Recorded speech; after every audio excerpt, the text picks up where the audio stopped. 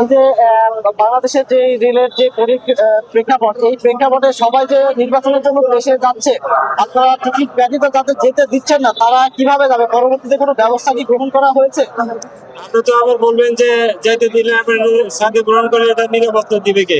না, অবশ্যই মানে জীবনের আগে কোনো কিছু না, এটা জি, আগে তো জীবন। ইয়ে করা হয়েছে। এখন পরবর্তী যারা যাইতে পারবে না, তাদের কি কোনো টিকিট বা কোনো ট্রেন কি দেওয়া আমাদের হবে? আমাদের যে রেগুলার যে ট্রেন আছে এই ট্রেনের বাইরে কোনো ব্যবস্থা নাই। শিডিউল নাই। না, আমাদের এইগুলাকে আমাদের কোনো বিশেষ কোনো ট্রেনের ব্যবস্থা নেই। এটা নর্মাল, তো আমাদের যে নর্মাল সারা বছর যেরকম ট্রেন প্যাসেঞ্জার পাওয়া যাবে, আমরা তো ট্রেন চালাই একদিনের জন্য না। আমাদেরকে চিন্তা করতে হয় যে সারা বছর আমার যে প্যাসেঞ্জার হবে সেইটার উপর কনসিডার করে।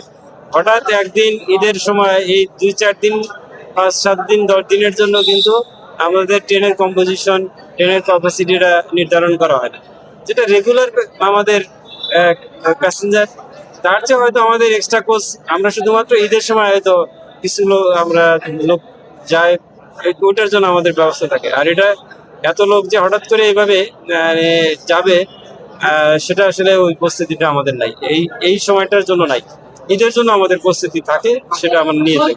এখন এই প্রস্তুতি নেওয়া নাই। ঠিক আছে, ধন্যবাদ আপনাকে।